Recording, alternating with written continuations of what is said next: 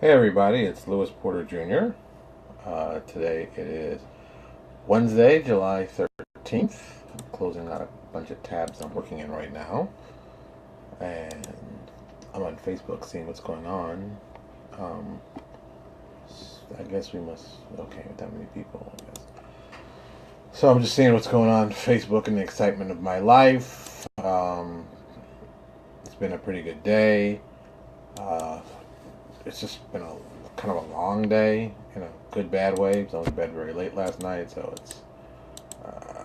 I'm very tired, very tired. So I'm trying to do a semi-short episode today, but I don't even know what that means. So that's kind of crazy. All right. So today it is, like I said, Wednesday, so you know what we're going to be talking about. It's New Comic Day. And since we're also talking about art all this week, you home? Yeah. Okay. So my mother-in-law just got home. She was at church. So everything is going a-okay. It's just a very tiresome day, like I said. So we're going to talk about new comics. Do I have anything else really exciting?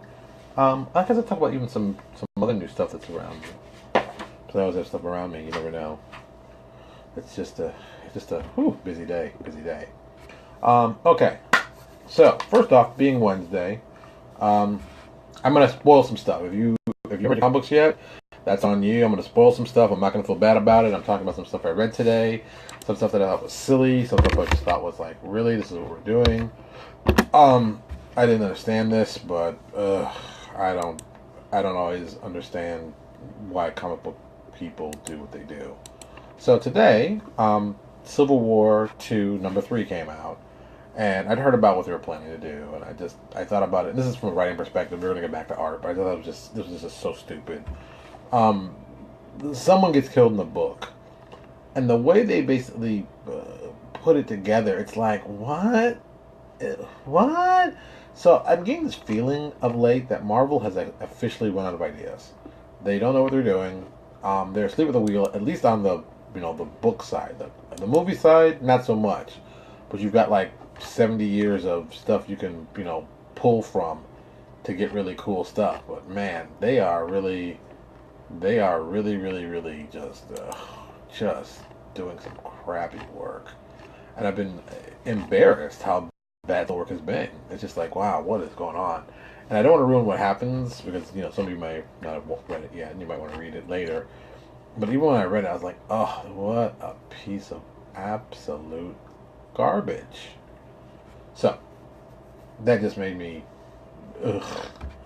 disgusted. So this week, I didn't pick up anything from Marvel. I'm a huge Marvel fan, so for me not to pick up anything from Marvel, I'm like, I can't even imagine what that's like. So today, I picked up 3 books. Earth 2 Society, the new Nightwing Rebirth, and of course the new Green Lantern Rebirth. And let's start with Green Lantern because I gave this a quick read. I read it over, and I was like, oh, this is beautiful artwork. I mean, the artwork is stunning. It's stunning work. Evan Van Scriver, yeah, Evan Van Scriver. I think actually Evan Van Scriver lives down here. But I see him a lot of events in South Florida. I never quite understand why I see him in so many events. It is exactly what I thought it would be. It is an intro book, and it gives you the setup for, I guess, the rest of the years, weeks, whatever you're going to run it for. I was, I just, I don't want to sound cold when I see it, but it's like more of the same, more of the same, more of the same. And I've been, doing comics so long, I guess I'm a little jaded. And it wasn't bad, but it wasn't good. It wasn't $2.99 good. And that's become a thing with me lately. It's like how much a comic book costs versus how much excitement I'm getting out of it. That was not a winner. Next, Nightwing. And Nightwing was good. I mean, I haven't been reading Nightwing since before they killed him off, which I thought was the dumbest idea ever. and I've just been looking at stuff and seeing this, and I'm like, okay, Nightwing is back. I mean, they took a lot of pages to basically say Nightwing was back. I didn't understand that. The art on this one, this was done by, what is this guy's first name? I've seen this writer before. Yeah. The art was not that great. The story was not that strong. Tim Steele wrote it, and Yannick Paquet. I'm probably mispronouncing the man's name. Uh, I'm just. This was okay. I mean, this could have been an 8-page story. Not like it's bad. It could have been an 8-page story. It could have been done as an 8-page story. I could have done this as an 8-page story. It would have been a short recap, but it would have been like that. So now the sad part is, I just got, first two. I haven't even dug into it yet. Life was it. But I'm hoping this will be the best. Dan Abnett is writing in this, so I know the writing is going to be solid. And this art style I've really begun to like on Earth 2. I don't even know what I call it. It's very unique. It's got it does what it's supposed to do. But it's got a very interesting style to it. I've been liking it more. I see it. That happens sometimes. Some artists you see some people's work, you're not sure if you like it at first, and then some people you're not sure. But it happens. It happens. And I've always been. If you don't know this, you don't know this. I'm a huge fan of Golden Age superheroes. Marvel and DC. I think that's a great time for superheroes. It's very, very classic. So even the modern updating they do in society, I think there's a really cool idea. That's why I read JSA when Jeff Johns was writing it. I think he actually wrote the entire run of both of them. I can't remember. Or James Robinson did a little too. Whatever.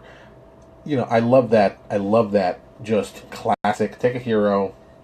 This is this is a long-term hero. This is his evolution. This is where he's gone. And I think bam, bam, bam, bam, that's the kind of cool stuff I like. Troy. Fall of Mutants was probably the last creative thing that anybody did. I liked the Executioner song. Extinction Agenda. I always thought Extinction Agenda had the great potential to be something really cool, and it fell apart. But the Jim Lee artwork on that is still some of the best. I always like that. The week before, I bought this little gem, Future Quest. If you're a big fan of Hanna-Barbera like I was glad to see them actually incorporate them into a comic. I love they took everybody from the Hanna-Barbera universes and put them in these books. And of course, this one's all about the Herculoids, which is great. And Igu, who was our inspiration for our iconic summoner for New Exodus, so I thought it was very cool. Once again, man, Herculoids, awesome. The Galaxy Trio's in this. Space Ghost, Johnny Quest, Haji. Race Bannon does some very Race Bannon things in it. Birdman makes an appearance. It is just chock full of those Hanna-Barbera characters that I still think are solid characters. So it's that kind of stuff. And my comics of late have been choices. All right, let me see it. This is last week's also. This was a piece of garbage. I'm going to call this now. This book, I am 3 issues in, and I am bored out of my mind. This Ta-Nehisi Coates is an overrated guy completely. This is garbage, and I love the Black Panther. I mean, I love the Black Panther. But this is going nowhere. This is going absolutely nowhere. And there's nothing exciting about this, and it's lazy writing, and the artwork's beautiful. The story is just like ridiculous. It's like, this is supposed to get me excited. This is supposed to get me excited on what you're doing in this book. And you should be doing awesome stuff in this book. I mean, you should. This is an awesome character. But yeah, this book is garbage. Ugh. I mean, good lord. When Chris Priest started, that book was confusing, but good lord, at least it was going somewhere. It's like, the Priest book started out confusing. And the more you read, the more interesting it got. This thing started out like blah, and it's not gone anywhere. And I'm just like, oh, my God, what a waste of time.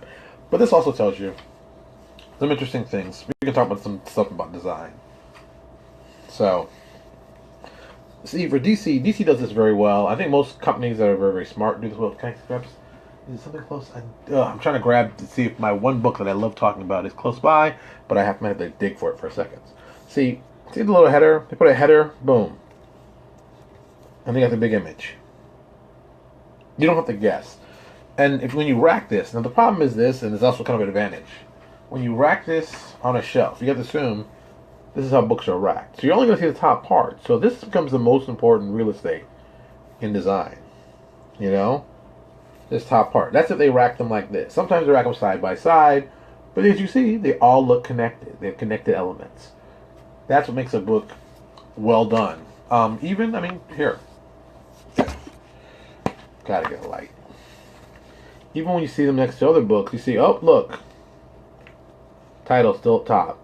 Icon still in the same spot. A lot of smart thinking. Some graphic designer, not an artist, but a graphic designer put that together, thinking about stuff and how stuff's having to look. Same thing with the, you know, boom. Logo at the top. And these are all little things that will help you get, I'd say, more identity out of the work you do. See, I don't want to get on my chair. I'm going to lean over real quick so I can find something. Maybe I'll get lucky. No, I won't. There's a, if you go into our Pinterest page, what is my Pinterest page? It's, you know, www.pinterest slash LMPJR007. It's just like my email. If you go to that, you'll see our full Pinterest page. We say a lot of cool stuff. Inside of the folder listed comic book covers, you can look in there, or you can type in. Let me see if I can be quick if I type in. Type in Tangent Comics and push enter. Way back in the day, Tangent. I don't see anything. Of course, Tangent Comics. We put DC with it. That might be helpful. DC Comics. DC did a line called Tangent. They did. It was like when they were reimagining some of their characters. This line is one of my favorite book designs. I've always thought it was an amazing book design. Very smart. Just type in, like I said, Tangent Comic DC Comics, and the search bar should come up, and you'll see these covers like Superman and the Flash and the Metal Men. Still one of my favorite books in the whole series. Plus, you know, Mike McCone worked on it. I love everything about these covers, including if you look at these covers really seriously. On the left bottom side, they talk about like just the indicia and all that information. And let me see if I get a clearer one, because that was a kind of blurry one for me to look at. These are all, come on, dudes around, look at this stuff. And if you really look at them, not only does it do some awesome stuff, it includes things like, you know, on the left side it tells you the series name, the price, everything, the barcode, the issue number, the actual month it was released. On the bottom, there's icons from the other comic books in the line, which I thought was really, really smart idea. Then they give you the page, actual page size, 6.5 by 10 inches, and they break it down into metric, and they give you the paper type, and it's just a cool. I love everything about this design. It's one of my favorite design covers of book. I think if you're going to look for yourself as a publisher and you want to do something cool like that, look at the stuff from Tangent. The Tangent line of books will give you good ideas. How you can place in characters, how you can place in images, how you can place in the logo. I'm a huge, huge fan of that line of covers. I just think, you know, they did a cover initially. The first year's one were all in white, and then the following year, well, the following group they did, I believe they were in silver. It was like a silver gray, so you can see, you know, just how amazing. Or was it reversed? I don't remember anymore. I can check. No, the white was first, then it was the silver. And it's just some beautiful, beautiful cover work that is just great ideas to get you to do cool stuff. So yeah, so when you can't figure out what to do, look at comic books. For a lot of historians of comics like me, if you want to take a look at when comic books started changing logos to fit for short series, there's a series from DC Comics, Batman, 10 Nights of the Beast. Yeah, 10 Nights, but still, if I'm right, let me see. 10 Nights of the Beast. I can't remember when this comic was even done anymore. It's been such a long time. That was the first time in comic book history, 1988. So at that point, I'm 18 years old. Good Lord. It's been that long? And let me see, yeah. March 1988. I was just getting ready to graduate from high school. Jeez. If you look at the cover, it's from Batman number 417. This is the first time ever in comic books, if I still do recall, my history is still correct, where they integrated a new logo with the original logo to do this kind of look. This has not been done before. It sounds kind of crazy when you think about it, like, no, it must have been. I don't think it was. I think this was the first time they ever really did this on a mainstream book. And this whole, 10 Nights of the Beast. It's Jim Starlin wrote it, Jim Aparo and Mike DiCarlo. Jim Aparo has written, has done art for years, and another one I'm a fan of his work, and Jim Starlin has written tons of stuff, and this is a great little series.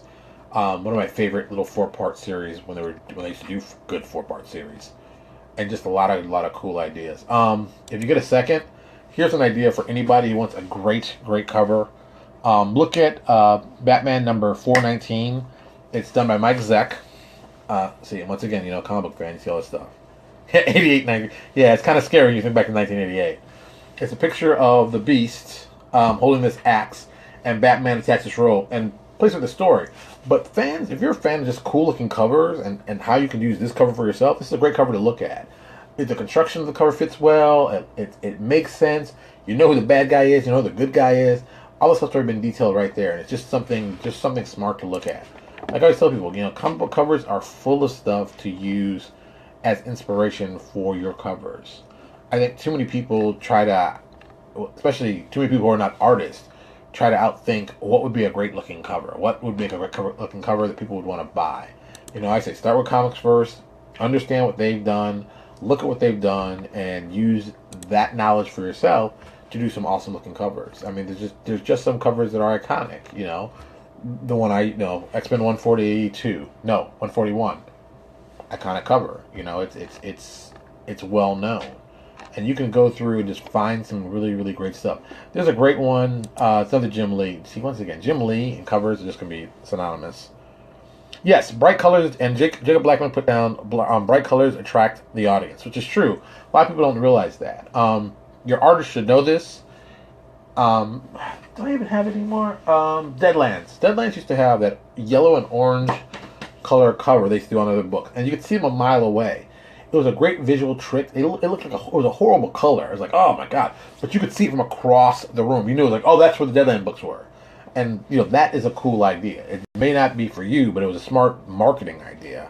So it's just something to think about that you might want to think about doing. This is Extinction Agenda cover, X-Men 270. I can't see the date on this. This is November. I'm guessing this was 90s-ish, early 90s. I can't even remember anymore. It's got a great picture. It's Jim Lee done. It's got Havoc who's holding Storm and it's big power. This would make a great cover for a fantasy-based thing. Just changing it up. Yes, Troy. The city does help in the background, but see, there's small little things like that. Small little things. Troy was talking about Batman 419. He was looking at the cover. It does help with that.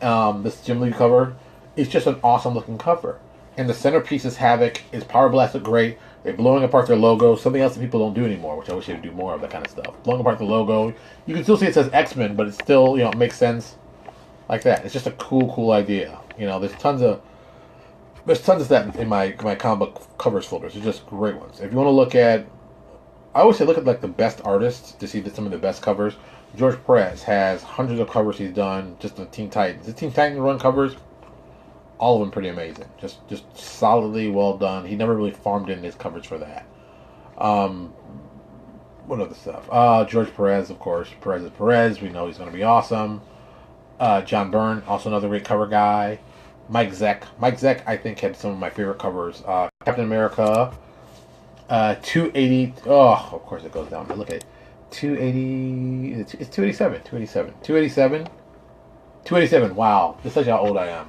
Captain America number 287, November 1983.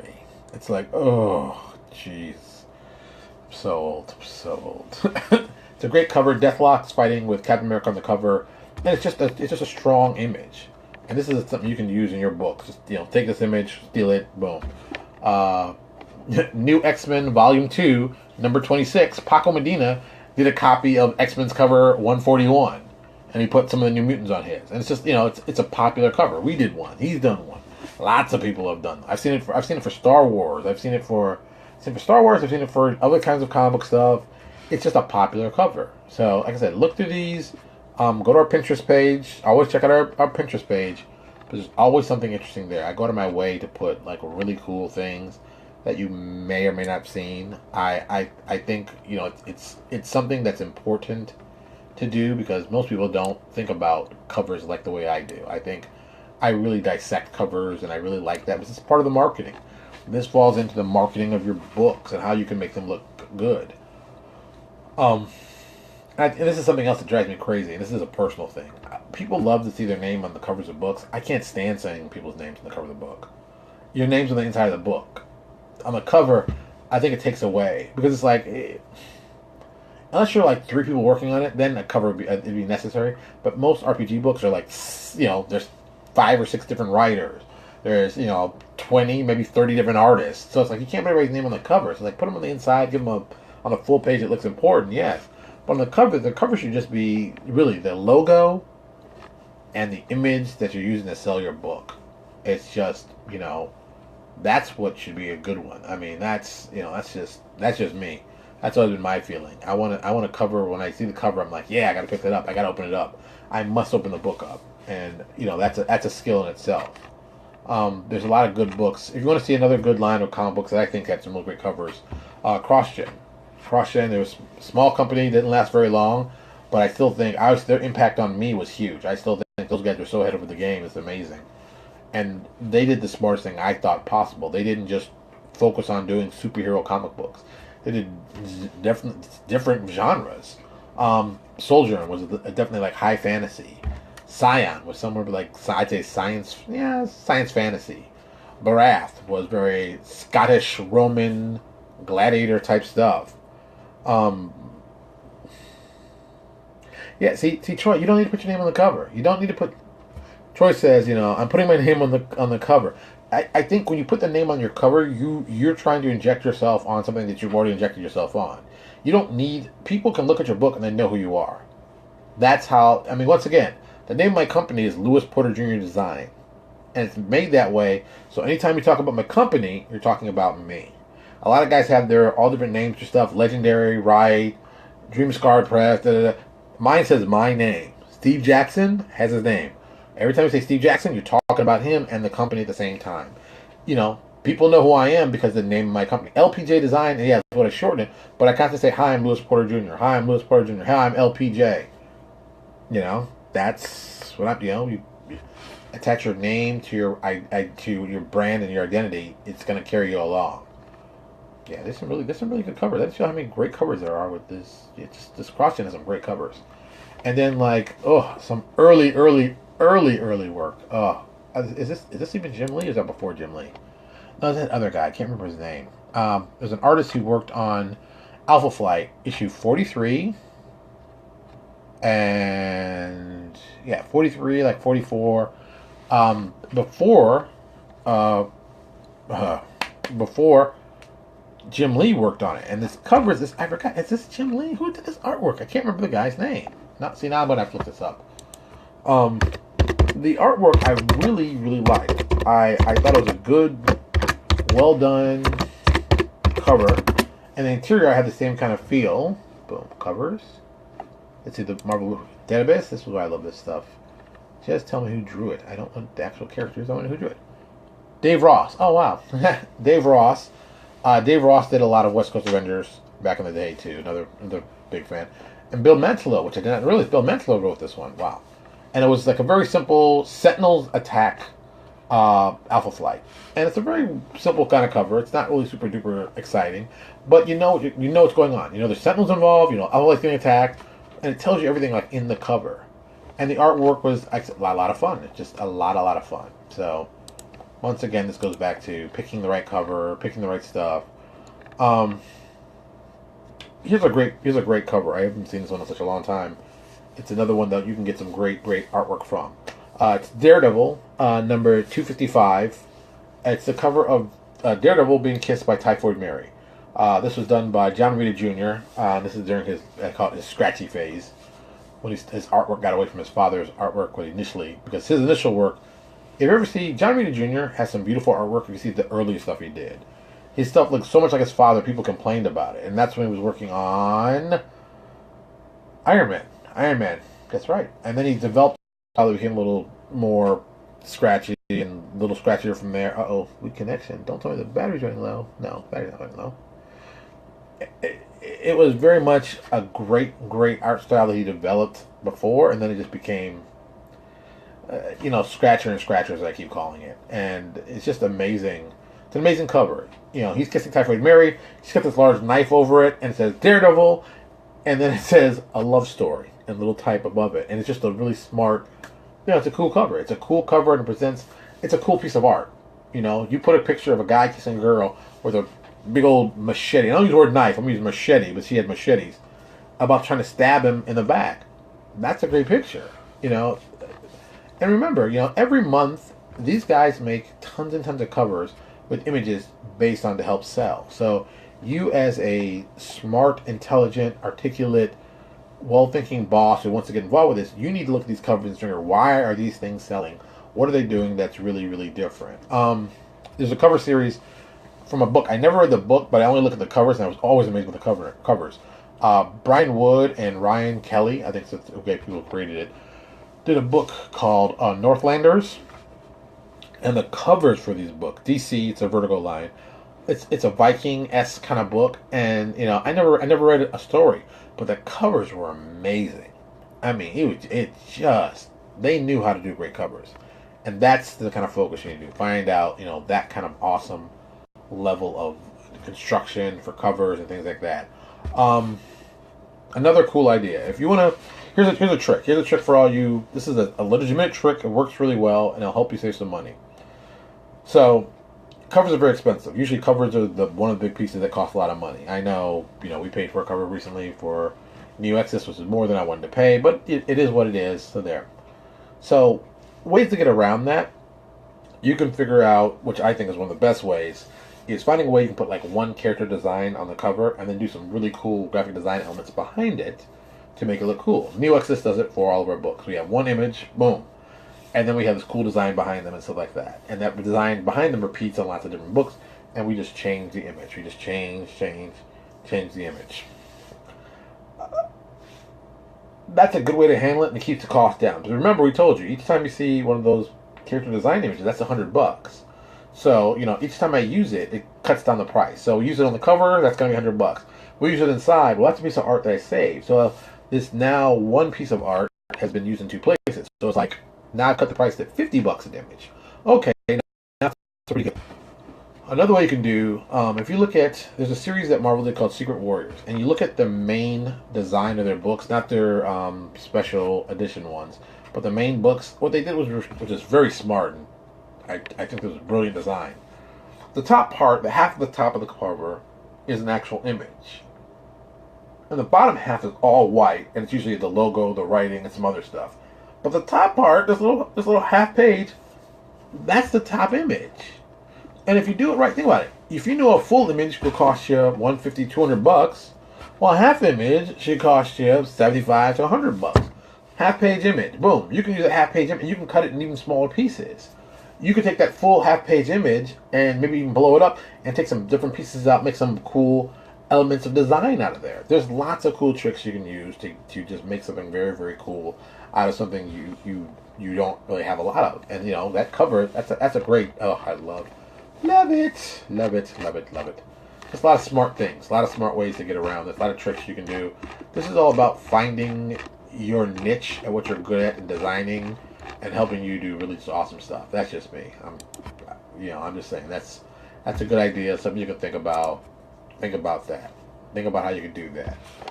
So yeah, everybody, if you have a second, come check out the page for Pinterest. I always promote my Pinterest page. It's a big page. It's a good page. Just things to help you out design-wise. They'll be very helpful in the future. Whew. Yeah, so, it's comic book day, so we're going to talk about art again. And it's going to be about comic book art, so you get all excited and stuff like that. Let me tell you something else I also noticed. This is another thing that I think that would help out people along with. I have a folder in here called Symbols and Icons. And this is something I developed after reading White Wolf's, basically all of their series. When I was doing initial designs on Haven, City of Violence, my urban game, I wanted, I saw that White Wolf built icons and attached them to the specific clans. Like this was a Gangle clan icon. This is Tremere. This is Ventru. They had this icon, and that was kind of iconography. It was something they developed and made sense when they were doing that. I saw somebody. Paizo had done it with some of the nations, with their flags and things like that. But and 40K had done it with their same thing. So I said, I'd like to do that for New Exodus. So we started incorporating in sigils and crest and all that stuff. So every nation has their flag. They have their specific flag, boom, boom, boom, on a mount with logo design that's in there.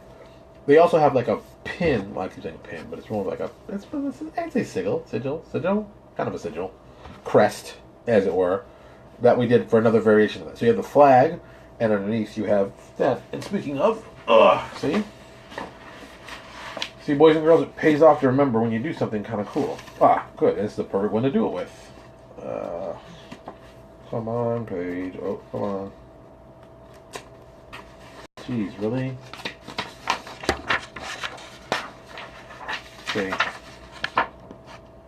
See, flag on top with the icon in the middle, a variation of it as a crest. So, we did this is for our Imperial Alliance. So okay, see these kind of banners, that's what you can expect to see. Oh, see these kind of crests, you know what they are. And I thought that was just a smart thing to do as a purely aesthetic thing. I'd say very aesthetic for your campaign setting. It's just something you should think about doing.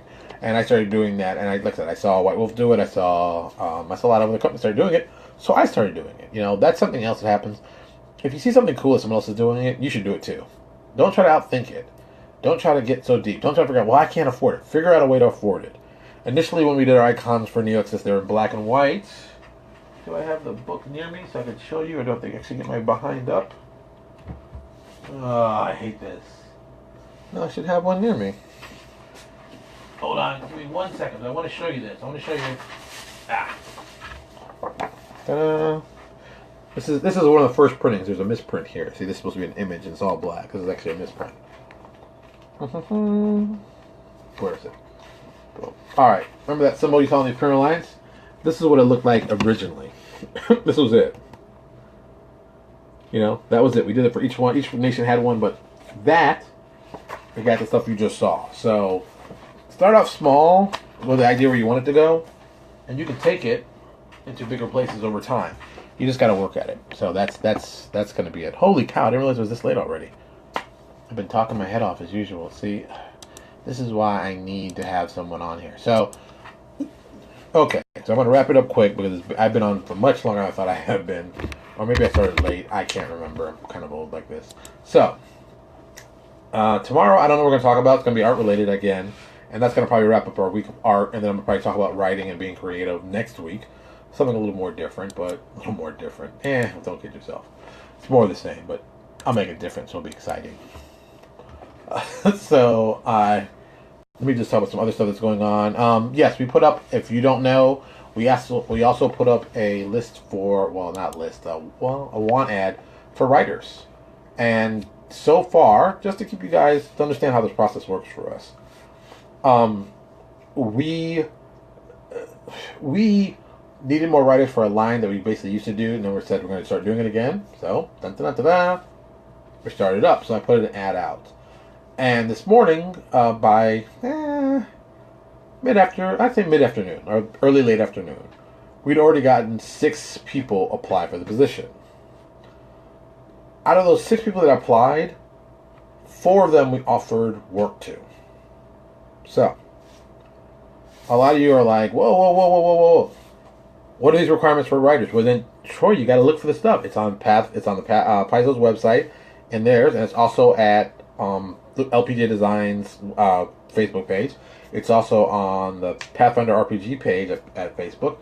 It's also on the Starfinder page, and it's also on the third-party publishers. Got to look for this stuff. It's not going to just fall in your lap. You got to tell you everything's required, what you need to do, boom. But what I'm saying is that 6 people applied. 1 person wasn't really up to par. Another person we're still looking over. But 4 people got accepted for jobs. 4. Now, here's the thing. And this is going to sound horrible, but this you'll understand. Out of the 4 people that we basically accepted, I'm guessing half of them people will not turn in their work. Just because of whatever reason they can think of, half of them will not turn in work. Just won't. Just will not do it. Forget it. Don't care. It just happens that way. I listen to you every day. Why do I have to search? Because it's Troy, searching makes you stronger. Get that Google foo going. That's what you got to do. Google foo it, buddy. Google foo. I said we gave away 4 opportunities for people to get some work from us. You know, you know, it's. Look at this. I will, and this is from Jacob Blacken. I will always turn in your work. If you don't do the art, I will steal your job. Yeah, you ain't kidding. There are tons of people who, I mean, I've told the story before. When I hired Jeff at PaizoCon, another guy came at the same time. He lost the gig because he didn't turn anything in. I gave him a second chance. He still didn't turn anything in. I don't even know what his name is anymore. I've forgotten him. You know, Jeff has gone on to work for me, for Cobor Press, Legendary Games, and worked for tons of major names. You know, just hanging out with me. I mean, hanging out with this alley cat. You know, you know, he's done great work out of it. Some people don't do that. Some people just don't even. They got a great opportunity and they blow it, and then they keep talking about how the industry's not fair. The industry's not. Ah, shut up. You're not. The industry is perfectly fair if you do some freaking work. Do some work. Stop crying about it. Do some freaking work.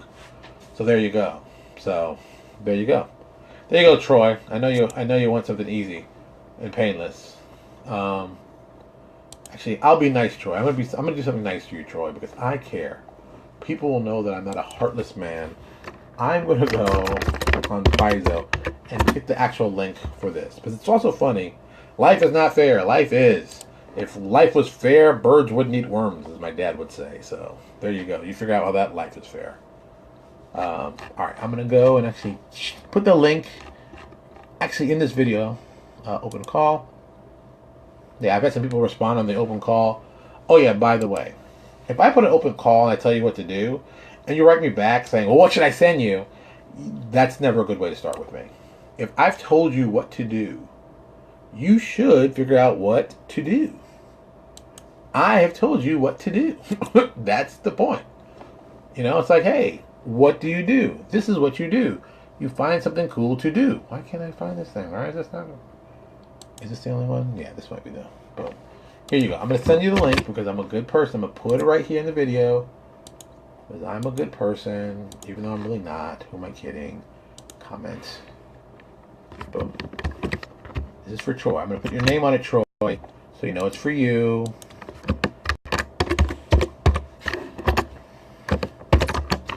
See, anybody else, if you're looking to be a writer, follow this link also. It tells you everything you need to know. Boom. There you go. See, Troy? See?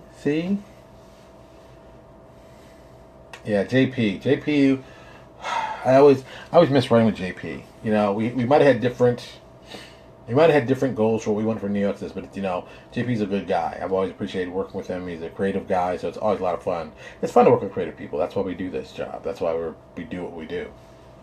You know, it's nice when you work with somebody you actually like. You know how that goes. All right, so now I got to go back and fill in today's notes, which weren't really a lot of notes, but there were notes since we talked about stuff. But we talked about some of the stuff that we always talk about. But I guess I'll put that link in for work. Maybe that will be my thing today. I'm going to be lazy. It's a Wednesday. I'm tired. Plus I got to finish reading my comic books. Plus I got to make some phone calls. Plus I got to see about writers. You know what I'm saying? Writers got stuff to do. Writers love stuff to do. All right. As always, thank you, everybody. Thank you for coming by. I'm going to put this up on YouTube as soon as I can. Also, always check below. Check our show notes. Go by YouTube. Please subscribe. It's very important. If you have friends who like this kind of stuff, tell them to subscribe too. It's very important. Also, tell your friends what we're doing. We're always trying to do, you know, more interesting stuff. Also, if we're not doing stuff you want to hear or want to talk, send us a message. Tell us what you want to do. Tell us what you want to see. I am very open to talk about anything here. I'll talk about anything you want to know. Talk about if the industry, not about the industry, some of the dirty stuff. You tell me. You tell me what you'd like to know. You tell me. All right. I'm getting out of here. I'll talk to you all later. Have a good night. And see you tomorrow, of course.